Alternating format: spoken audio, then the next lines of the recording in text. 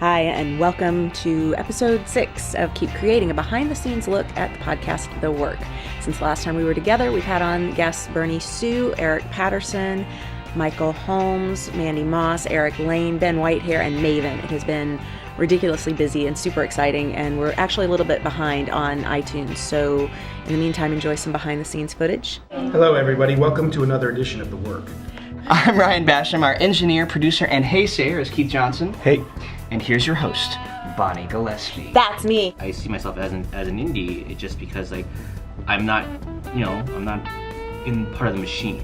That studio machine where we're like, okay, there's this whole conveyor belt of things that have to come across in order for it to get greenlit or get made or something like that. It's just still kind of the spirit coming from web, and I'm not, part of the upfronts, for example, right? So Not yet. not yet.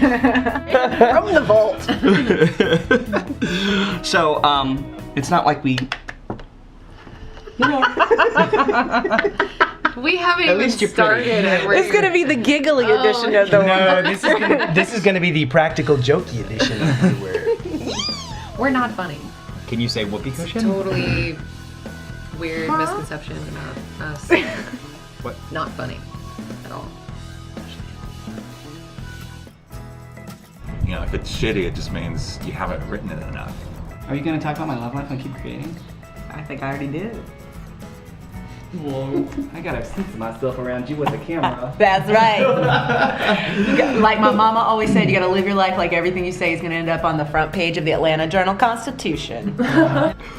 What is that? Awkward turtle. I know, it was news to me too. Please explain. You know, when something's awkward, it warrants like, ooh, awkward turtle. Hello. Hi. No Ryan. No Ryan again today. But we got smoothies. Yeah, baby. Smoothies. Smoothies. You just need to be talented at minimum and a good person. Yeah. Because then people want to be around you, and people love to surround themselves with good people. Yeah. And you So we're kind of confused how I got here. Honey, everybody's confused how you got here. I also For made it up rather awkward, than saying it. awkward turkey.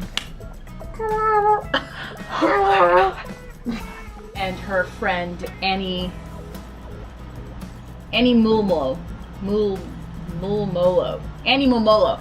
So this is the comedy. The situation, Mike Sorrentino from Jersey Shore. That his real name is terrifying. Well, I've heard, I have to give his government name because I can't. Government name? Because I can't stand to just let him be known as the situation. And then finally, they can close up the SAG pension and health unit. I'm just looking forward to new cards, like one card in my wallet. It's the little things in there. So are you one of the members of both unions? I'm in both unions, Yeah. and I gotta say not the union, but the card itself, the after card, is pretty sad. Yeah, it's a little It's like flimsy. a little piece of paper, and the SAG one is nice and I don't know, it's just got a nice little shine to it. And Yeah. I'd also say it's a generational shift in the way people are viewing information. I mean, growing up with the internet, all of the information is there, or should be. That was one of the reasons why I had such a passion for blogging, because I was like, well, some of this information is just not on the internet, or if it is, it's really hard to find, and that's ridiculous. There's no reason why it should be so hard to just to have the basic information. The best thing that Patrick Harris has ever done, I think. I mean, I love Doogie Howser. as an adult. Are you telling me that you have never seen Starship Troopers? I mean, not like, in the past 10 years. Classic movie. It's Neil Patrick Harris's most something work. I enjoyed it. It's true. No, I don't really either. Don't lick me. Not everybody likes to I'm sorry. Yeah. Doesn't It was she a weird kind of look time. like a Star Wars character a little bit? Yes. I mean, she does. The shape of her head and everything. She's not really of this planet. She will lick it. She will lick it. What's cool? Here's, for people who are not familiar with your writing, could you summarize what your voice is as a playwright, and then let's talk about what your voice is as a screenwriter, because They're very different. They're a little different, yeah. I like to say that I write dark plays about fucked up families and I write wish fulfillment movies about teenage girls who want to be princesses. I love it.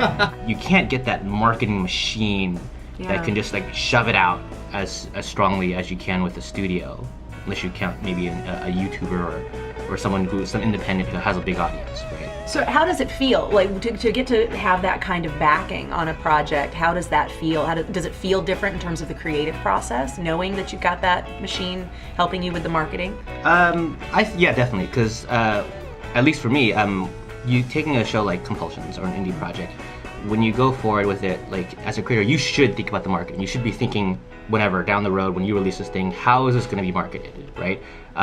It's say no different than an indie film person, filmmaker who's gonna like, what are you gonna do with it? What are you gonna do with this film? He's just like, you know, the goal is to make the film, sure, but the goal is also to get the film seen, right? Oh my gosh. Oh, you took it on that love. Thank you, thank you, thank you.